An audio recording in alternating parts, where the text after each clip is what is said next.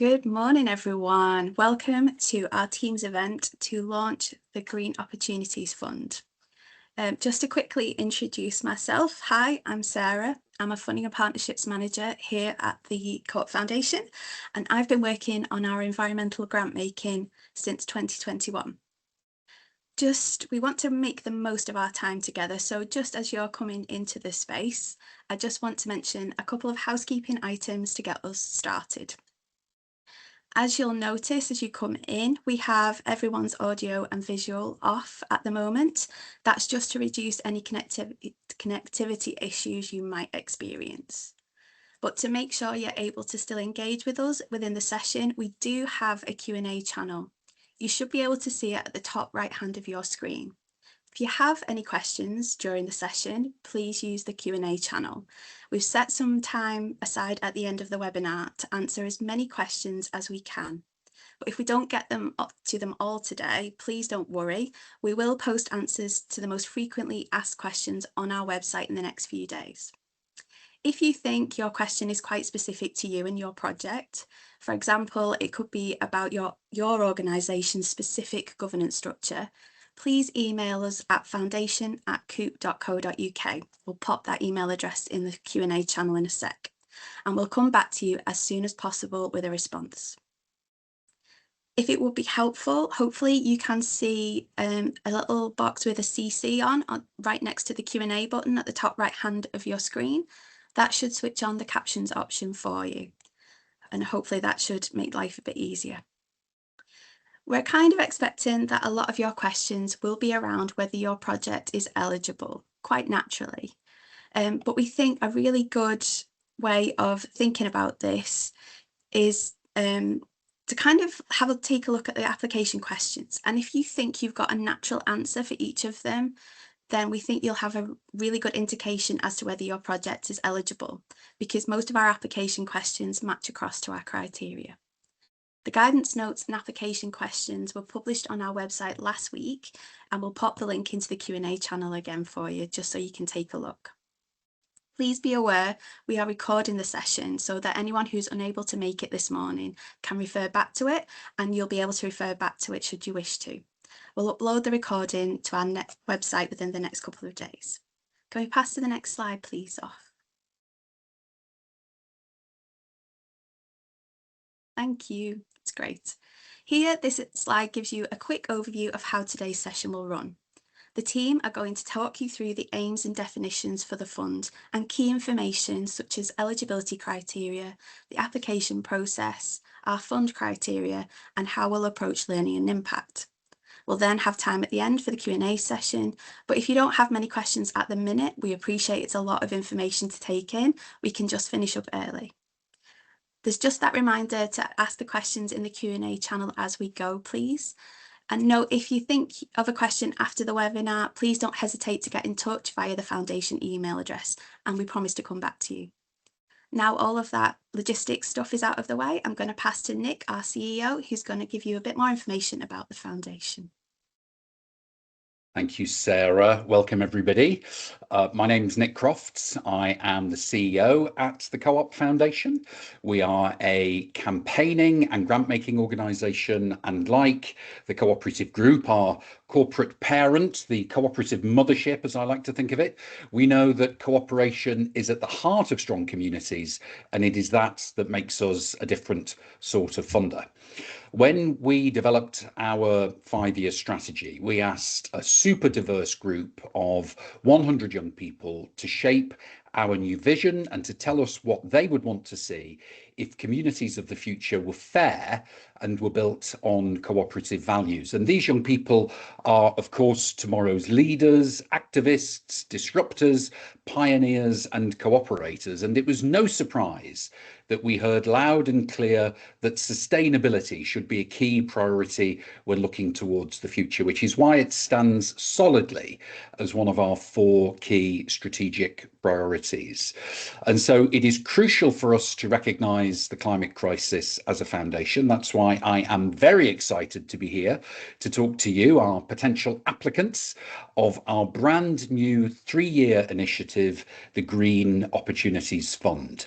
This is a partnership between us at the Co-op Foundation and Co-op Food, and it is made possible by a share of the revenue that Co-op Food generates from the sales of green compostable carrier bags.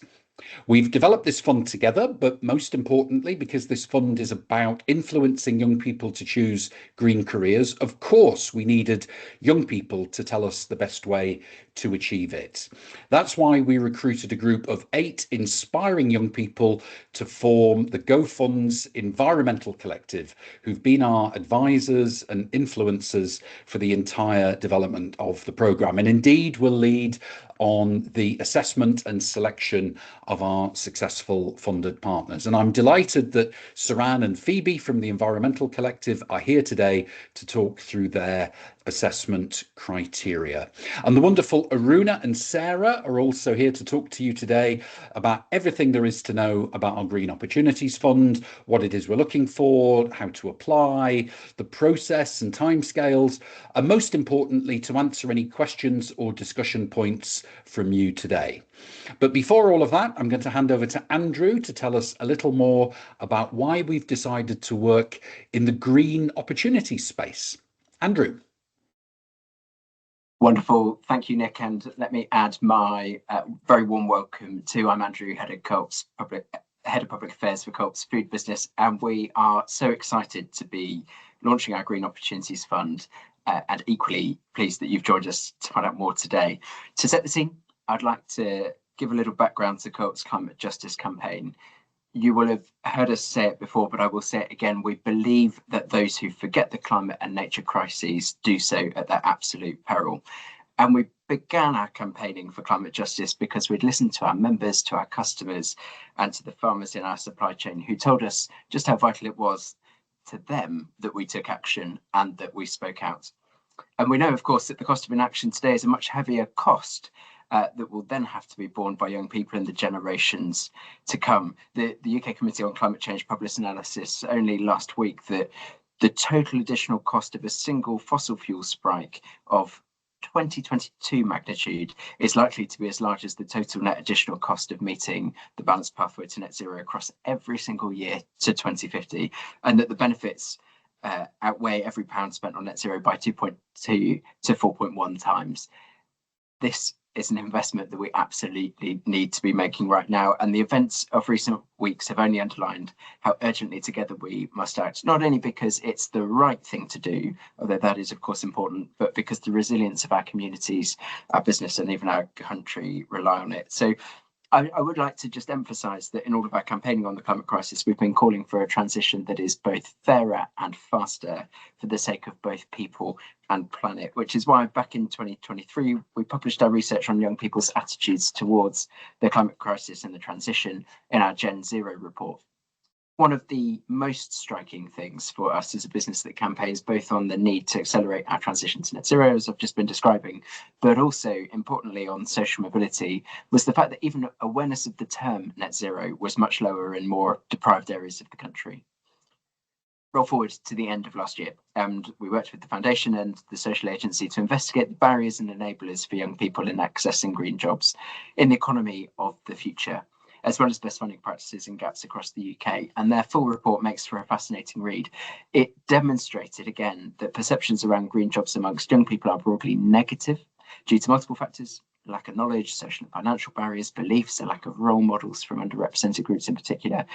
That is a reality that we must change. So we're delighted, as I say, to have the opportunity to work with partners such as yourselves to do just that, to work alongside young people, to arm them with the knowledge and skills they'll need to pursue green jobs, to start to change behaviours, because the more we can do to make green skills more accessible, to open up the possibility of green careers to as many young people as possible, the better.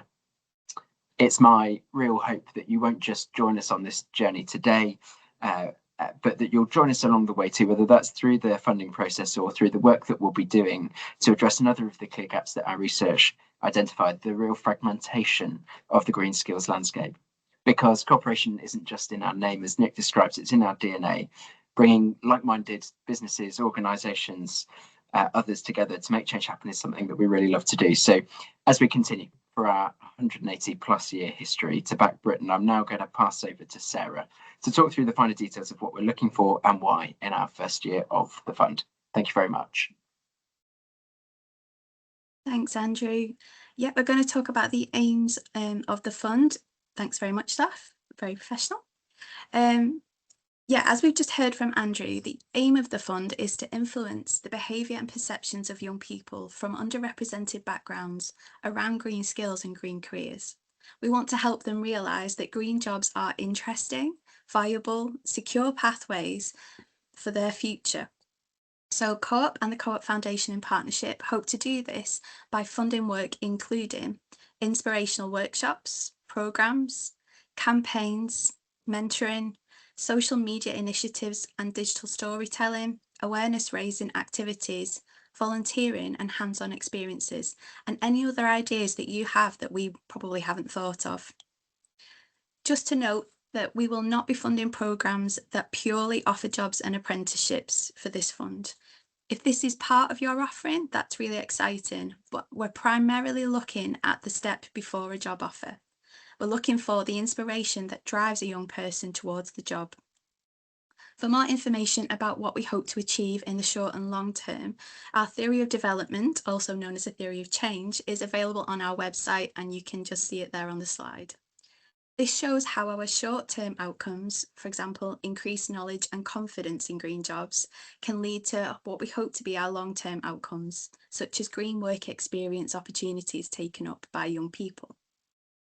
And we know that while many projects will work directly with young people, we really recognise the vital role that parents, carers and youth work professionals play in shaping young people's choices and aspirations.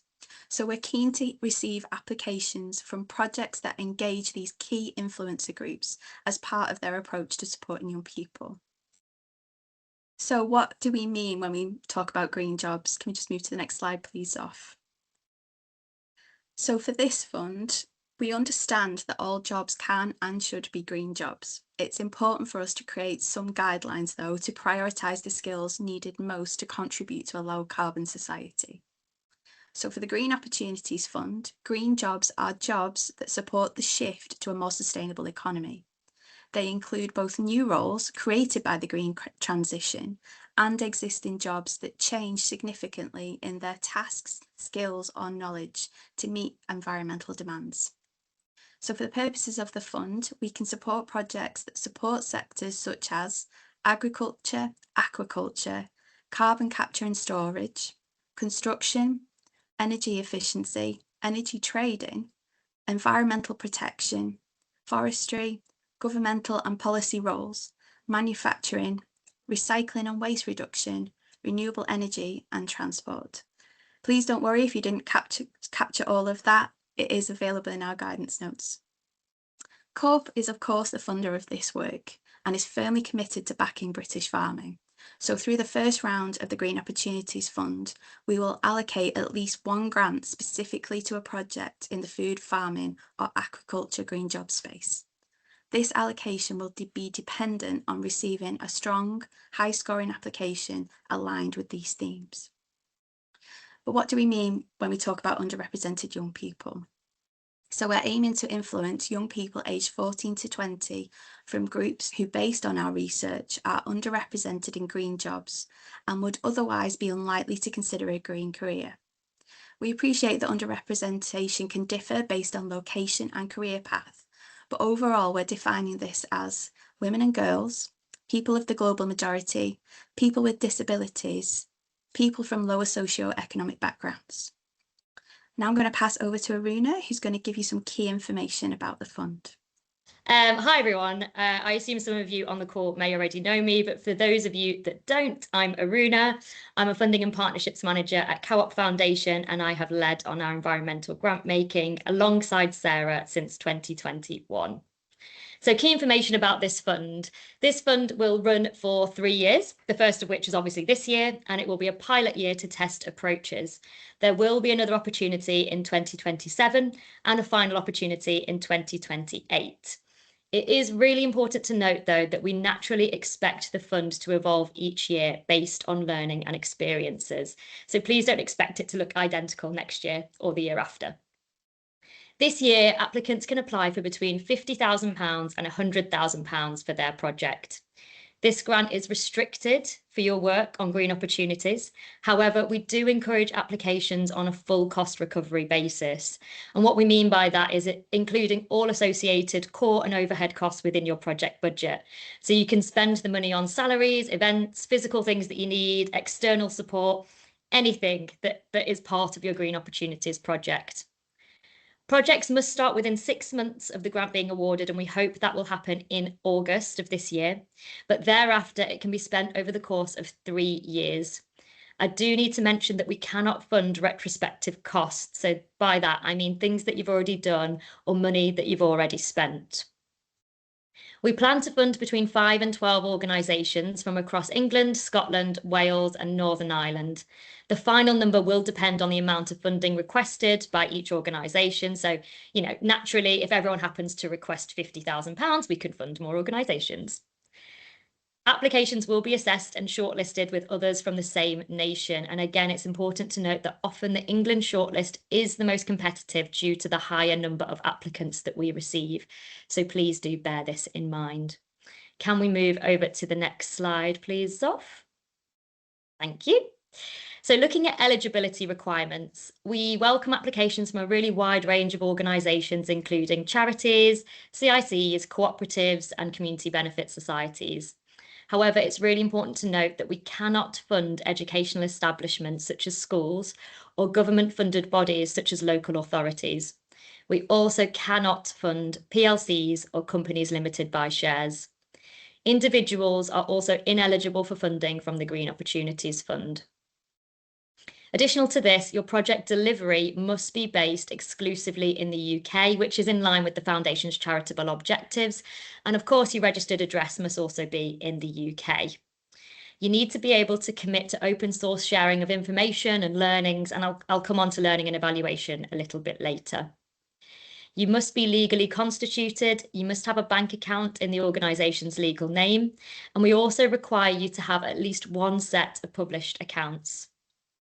Finally, we ask that you have 2 unconnected people on your board or management committee. And by unconnected, we mean individuals who are not related, married or live together.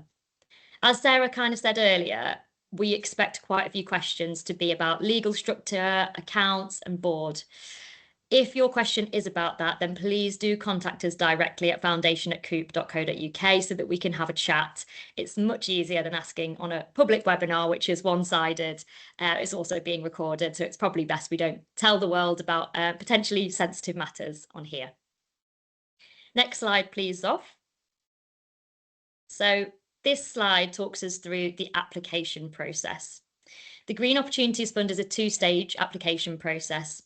The first stage of that process requires applicants to fill out our online application form, which goes live today. If you want to see the questions but not start the form, you can find a PDF version on our website, and I've popped the link into that earlier in the chat as well. Once that application has been submitted, at least 2 members of the Co-op Foundation team will score each and every application.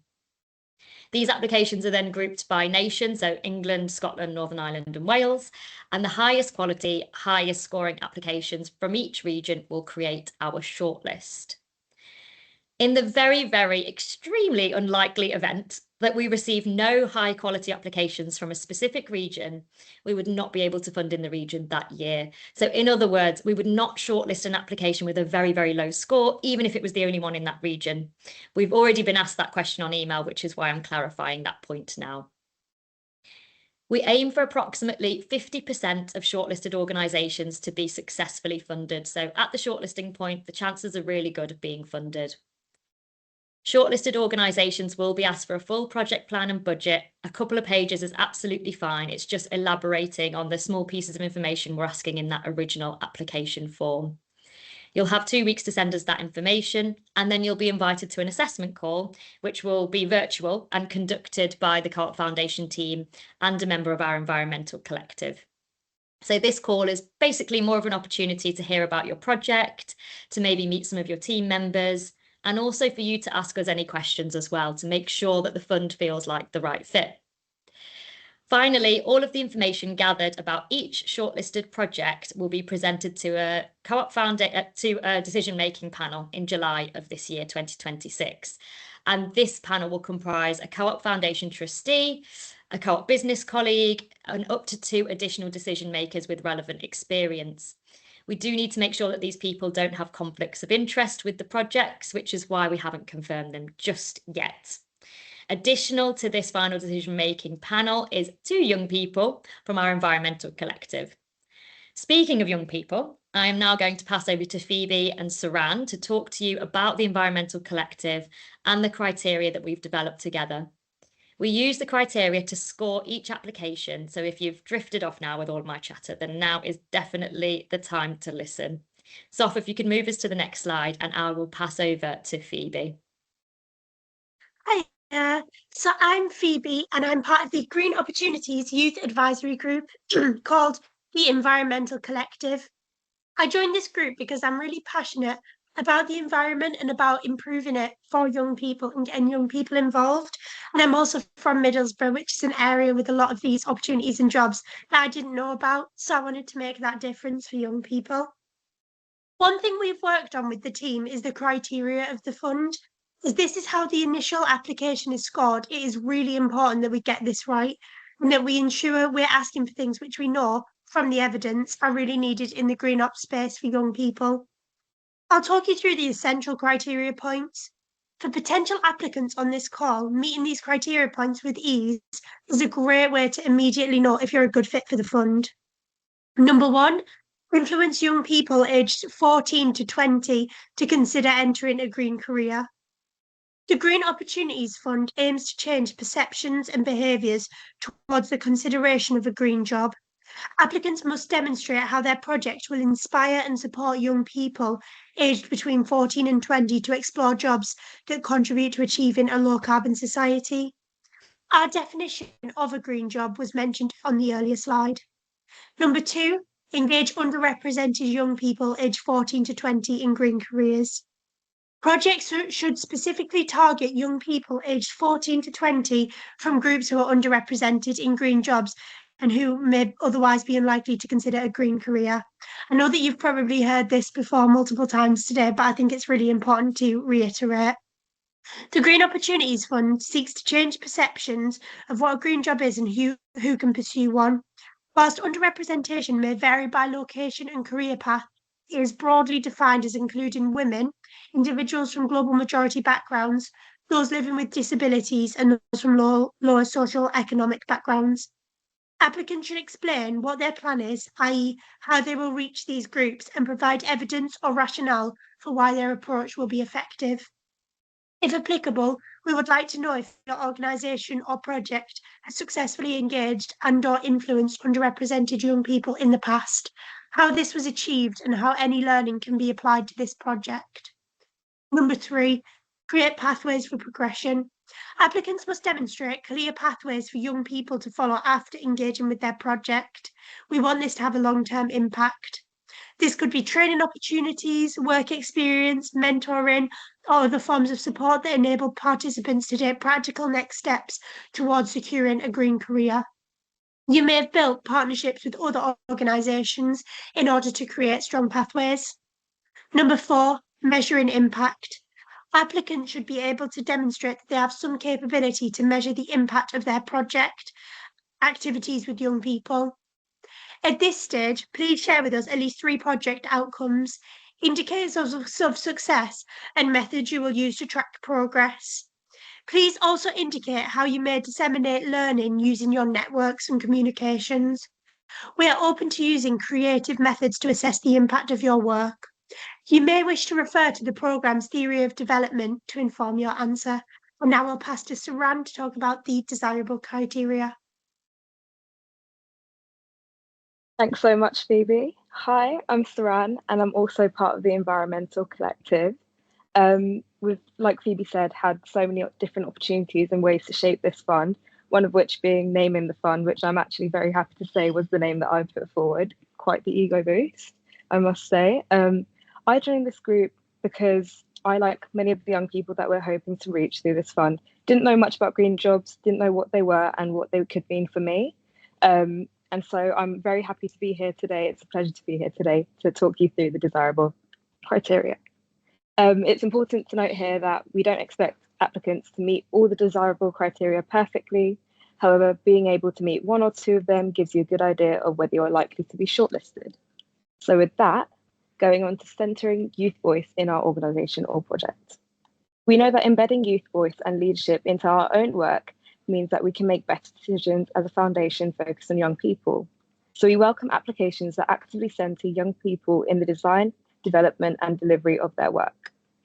This could range from designing with young people to being a youth-led organisation.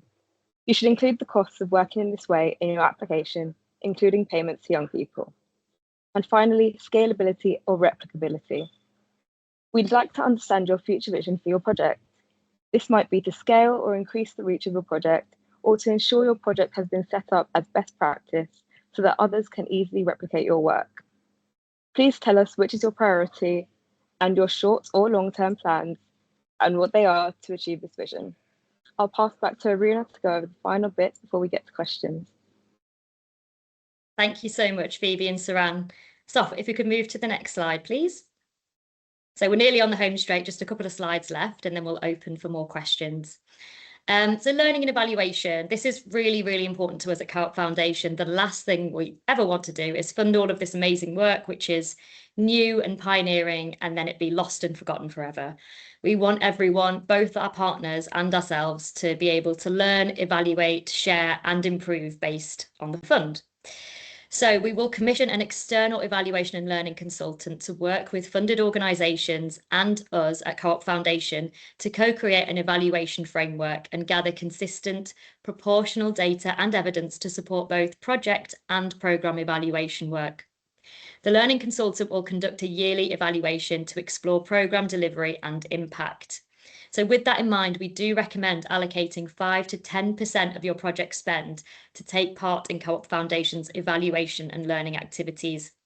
So please do ensure that your budget is reflective of this. Alongside the evaluation work, we will have infrequent light touch progress checking calls with all funded organisations. Moving on to the next slide, please, Sof. Thank you. So match funding and partnerships. This is a really exciting one. We're really embracing our cooperative values on this fund and have welcomed foundations with similar priorities to join us to generate even better impact than we could ever do alone. I'm really pleased to say that there are 2 organisations that have generously offered their partnership and funding to support organisations operating in their respective fields of interest when it comes to green skills and opportunities. So the first one is Heart of Books Foundation. In the event that a grant is awarded within the Buckinghamshire region, the Co-op Foundation has agreed a partnership with Heart of Books, and under this arrangement, Heart of Books will contribute 50% of the cost of the grant. So half of the grant will come from Heart of Books and the other half will come from us at Co-op Foundation. Secondly, we have the MCS Foundation.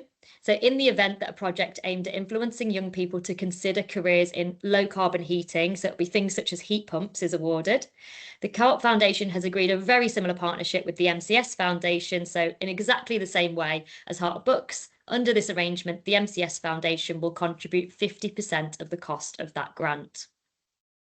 All applicants, regardless of theme and location, will be assessed through the same competitive process. So working in heat pumps or being in Buckinghamshire does not give you any competitive advantage. Any successful applicant that is applicable for partnership funding will be working with both the Co-op Foundation and the relevant match funder for the duration of the grant. And on our side, we commit to working together with that match funder to reduce the burden on our partners. So please don't worry. There's absolutely not going to be double the work dealing with 2 funders for your grant. We will align with one another and we can absolutely promise you that. Moving on to our final slide then, please, Sof, which should show us a timeline. So much of this has been covered in the application process slide, but as you can see here, we're on the 18th of March, so we're at the fund launch now, and the application window opens today. It closes in a month, so on Friday, the 17th of April at midday. We then have a month on our side to score all of the applications, and we will share outcomes of every application by the 15th of May. Those that are shortlisted, as you'll remember, will be asked for the additional information, so project plans, budget and due diligence bits and pieces, which will then be followed by an assessment call with each shortlisted organisation. We'll make sure we find a time and date that works for you. This information will then be taken to the final decision-making panel on the 9th of July, and we hope to share the outcomes as swiftly as possible after that panel has taken place. After that, it's all about getting the grant agreement signed and in place, and then being able to launch public comms about our new funded partners. So that's a really exciting milestone to be thinking about already at our launch webinar.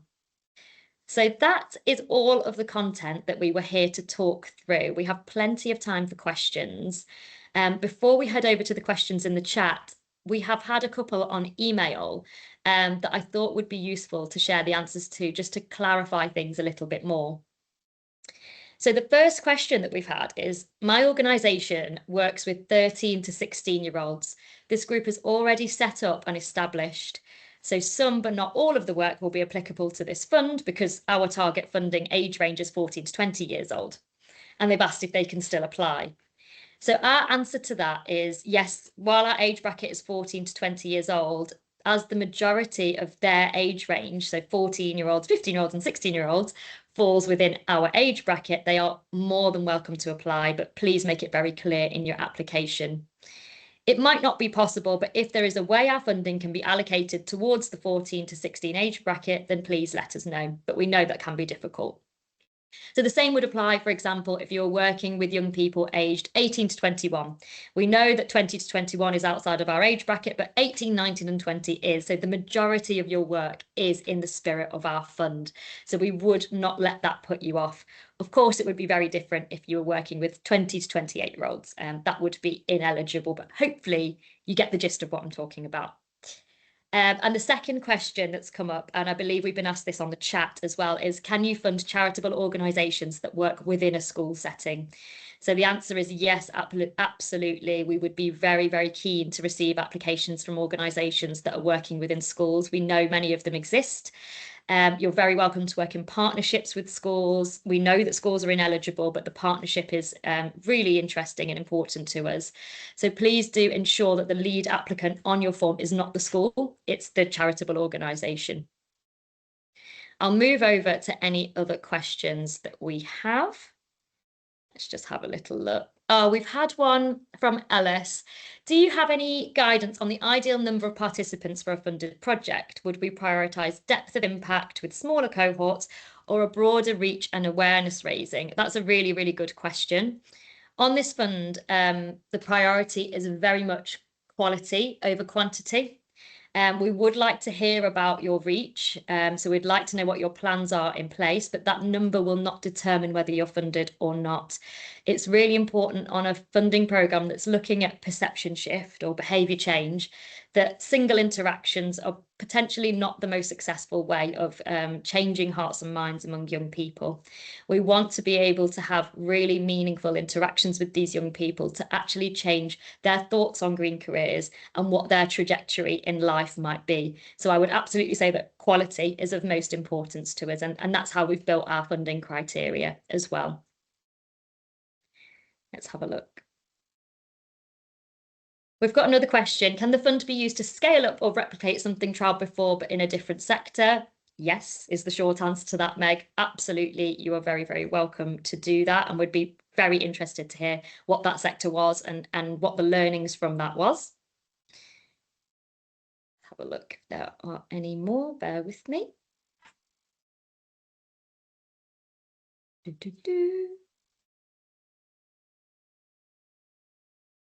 Would you welcome applications from organisations working with young people from underrepresented communities with nature connection as the key aim, but with a clear pathway through opportunities to volunteering and apprenticeships in the green sector? Yes, I would say absolutely, Sarah. That sounds like something that we'd be very interested in hearing about. If it's a more specific question that you want to know more about, please do get in touch with us. We'd be happy to chat that through. A question from Peter, can an organisation make multiple applications, e.g. projects in different regions? Yes, you absolutely can, Peter. We'd very much welcome that. Would universities in partnership with a local environmental charity be eligible to apply, Danielle? Yes, I would say that the local environmental charity must be the lead applicant on that, and the partnership would be with the university rather than the other way around. But yes, we would be very happy to hear all about that. Just seeing if there's any more that we can answer on the call.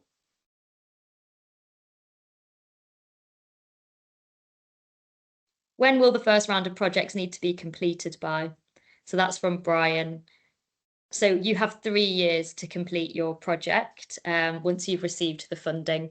So we hope that you'd receive funding by August of this year. You have 6 months to start your project, but thereafter you have up to 3 years to complete your project. So we would hope that that would be enough time for most organisations to be able to complete their project. Same for Liz, when would successful projects need to start by? So it's 6 months after you've been awarded funding. I think. Oh, Aruna, have you answered the one around partnerships between 2 organisations? Because we've had this a couple of times on the call. We really welcome partnership working. The co-op is in the name. We're cooperative. I think what we've said is that we just need a lead applicant who will be responsible for the grant. But you can have as many partnerships and partners in your application as you would like. We're really happy for you to do that. We just need one organisation to act as the funded partner who's going to kind of do all the progress reporting and work with the learning and impact evaluation partner. Thanks, Sarah. We've got another question here from an anonymous user saying, we live in an affluent area, which sometimes makes it harder to get grants, but there are plenty of children in that area that are deprived and have no access to green space. Would this be a barrier to apply? The answer for that would be no. You'll see that our target groups are underrepresented young people. We're not looking at deprivation data, etc. So please do apply and just give us as much information as possible in your application. See if there's any new questions coming through. Got one about what are our parameters for including indirect costs? As I think Aruna mentioned earlier, we do encourage you to include on a full cost recovery basis. That includes payments to young people that are involved in your project. Do we expect projects to be place-based? They can be UK-wide. We are kind of expecting some projects to be in the digital space, so you're kind of not limited to be place-based. It's about what's best and what's the deepest impact that you can have with your project, with who you're kind of trying to reach, I would say. Thanks, Sarah. Another question, would a project that works in green and blue spaces be eligible? Absolutely, we'd love to hear what that project is. And another one, we work across England and Wales, so could we submit one application for England and another for Wales? Yes, yes, you could, absolutely. Yeah, we've got one here saying we're using sport as an inspiration entry point to green careers. Is this something which would be considered appropriate? We want to encourage creative ways of supporting young people to consider green careers. We're kind of open to every option, as long as the focus is inspiring young people to consider green careers and what that might mean for them going forward. Another question, would you be looking to fund 2 or multiple charities collaborating to deliver this? Yes, absolutely. We'd love to hear all about the partnership, why you're working together and how that's going to be set up for more success. Absolutely. Yes, please, Maria. We've got a tough question here from Lewis. To help guide what a successful application would look like, can you give an example of what an unsuccessful application may look like? That is quite a tough one. I think for us, planning and experience is key. So we're looking for creative and new ideas potentially, or it could be something that you know is best practice and works well for you. I think the key is, what are those pathways that those young people are going to take once they've kind of finished with your project and your programme? The last thing we want to do is inspire young people and then kind of have a cut-off or a cliff edge, as we would say. So that for us, key, we do ask about this in the application, key is, what does that progression look like for those young people? Because we do appreciate that if we're going to hit net zero, then we do need young people to be inspired, but also to kind of follow these pathways. Thanks, Sarah. I'd add to that as well, to know if you're a good fit. Sarah mentioned this earlier in the presentation. To know if you're a good fit, if you're going to be successful with the funding, do have a look at the criteria. And if you have a very natural, easy answer to those questions, then you know you're in with a good chance of success with this fund. If it feels like you're having to mission drift or shoehorn a few answers in or change your plans, that's not what we want to encourage organisations to be doing. A good question here, sorry, Aruna, that's been asked a couple of times, so I'm intrigued to see what you think. How does it work if we work across the UK? Will you have a separate region for projects that are UK-wide? We would have to separate that out as a UK-wide, shortlist, yes. We've got one, where's it gone? Who do we need to contact? If you could just email foundation@coop.co.uk, you'll be put through to Sarah or myself, Deborah, and we will chat through anything that you wish together. Another one here about budget. Can we apply for part of project costs, or does the grant need to cover the full project costs? Absolutely not. We do have a question, if you have a look, that asks if our contribution is going to be part of a larger budget. So you don't have to apply for everything. Again, we encourage people to work in collaboration. We're hoping to match fund up, so we'd be happy to scale up your impact if you have other funding. Equally, if you can apply for your project as the sole project, that's fine too. Thanks, Sarah. Another one, could we apply for a small pilot in the first year with the aim of scaling up in years 2 and 3? Yes, absolutely. That sounds like a really interesting approach. We also know that behaviour change, influencing work takes time, which is why we're giving 3 years for project completion. So that sounds like a really interesting approach that we'd love to hear more about. To be clear, each grant can be used for 3 years. It is also a 3-year fund, but the fund in 2027 and 2028 may look different to how it's looking now. So please don't expect to reapply for the same fund next year. I think we might have covered most things. One here, it's quite important. Does open source sharing include photos or videos of young people? That will depend on getting consent from those young people, or getting parental consent if they're under the age of 18. It's not necessary. I mean, obviously we'd love to kind of see what you've been up to, and we'd love to kind of have photos and, you know, of your activities, but we do appreciate that there's safeguards that need to be put in place for that, so it's not essential. Can we be involved in more than one project if we are not the lead partner? Absolutely, Lynn. If you're best placed to be doing that, then there's no problem with that at all. It's not something that will be, you know, it's not, you know, 4 rounds and you're out or anything like that. You're very welcome to be applying. I think we've got a question about theory of development. What is meant by the training, vocational pathways, work experience being taken up at a local authority level? I think for us, there was something in our research about taking a regional view. I think that's kind of where that's come from, about kind of not just it being super local or super national, that a lot of the work that's happening in the green skills space is at a local authority / regional level. So I think that's where it comes from. If you're doing work in a space, it doesn't have to be place-based, but if you're doing work on this, then I wouldn't worry too much about that, as the theory of development and the evaluation framework will be built with the partners that we actually fund. So that's just our current thinking. Thanks, Sarah.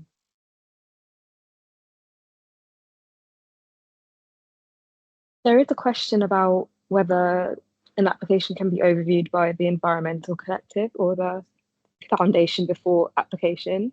I don't imagine we'd have the capacity to do that, but I'd like to hear what Aruna and Sarah would say about that. Thanks, Saran. I haven't seen that question, so thank you for picking that out. So our Environmental Collective will be looking at the shortlisted applications, and they will have the opportunity to be asking any questions, interrogating those applications, finding any gaps or, you know, any bits and pieces that they want to know more about. And as I say, they will be joining the assessment call stage as well to be able to ask those questions. So they're very involved from the shortlisting point onwards, but not necessarily at the scoring point. We deal with very, very high volumes of applications usually, and it's not something that we can be leaning on our young people for, unfortunately, at this stage. We've got a question about if someone is unsuccessful, will they get feedback, and will they be able to reapply the following years? So yes, you'll be able to reapply in the following years. From the shortlisted stage, we try to give all of our applicants feedback. Before that, from the first sort of application stage, we try and give general feedback. It will depend on how many applicants we do get. Obviously, giving individual feedback to 20 applicants is very, very different to giving 150 organisations feedback. But what we try and do is pick out the reasons that people weren't eligible in the main and provide that as feedback. If you then want to follow up with us, I'm sure we could actually manage to give feedback if it was important to you.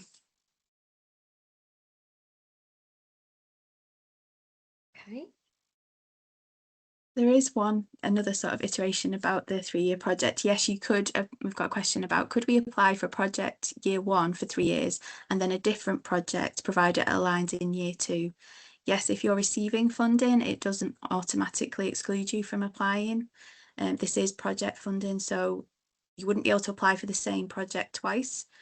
But if it's a different project, then definitely you could apply in year 2 if it fit with the criteria.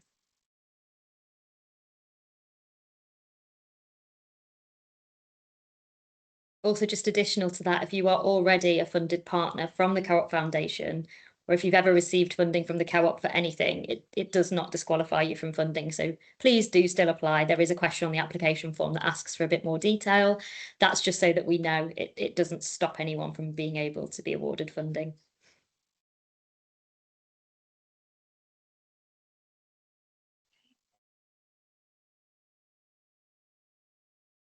From Lacey, we have 2 to 3 strands to apply funding for. Should we include all these elements in one application or separate applications per project? Lacey, I would say if you could get in touch with us, foundation@coop.co.uk, we can chat that one through with you, because I'd want to give you the right answer and reduce the burden as much as possible on you. So if you could just chat that one through, that would be great.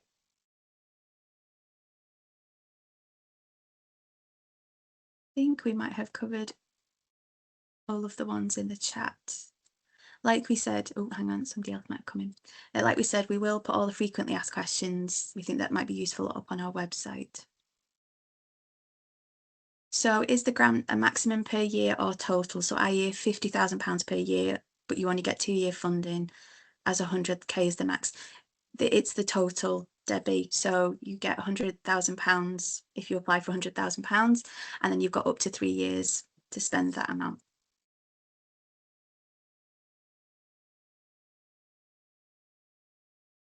So we've got one that says, can applications be accepted from youth-led voluntary organisations that are constituted, but they are not yet registered as a charity or a CIC?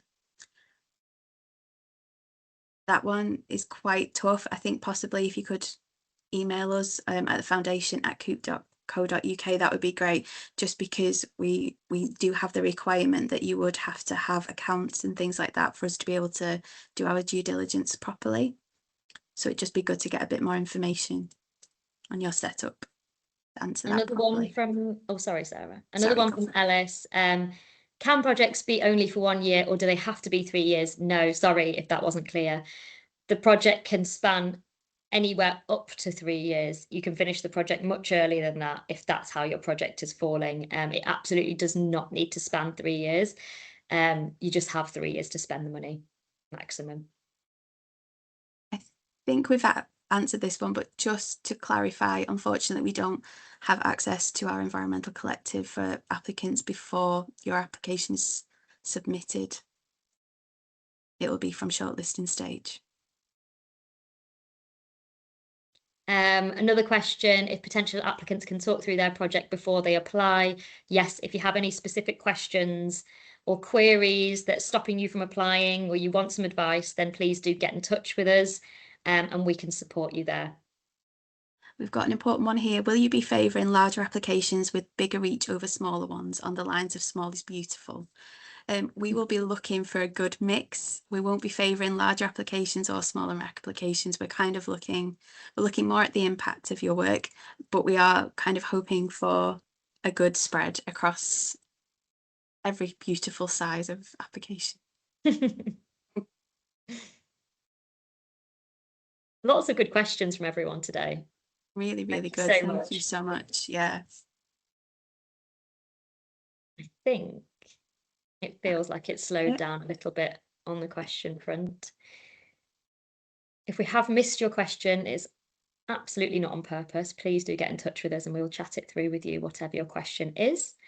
This webinar has been recorded, so we will upload this webinar to our website. If you need to watch it again or pass on to colleagues, you're very, very welcome to. And when that goes live, we can send a link out. With that, though, I think questions seem to have come to an end. Yeah. Also, if you think of a question after today, we appreciate this was a lot of information to kind of throw at people. Please do email us and we'll get back to you. Yeah. And our application form will go live from midday today. So if you're eager and ready to apply, feel free. We'll be waiting on the other side to see your application. Thank you so much, everyone. Thank you so much. Bye-bye. Bye.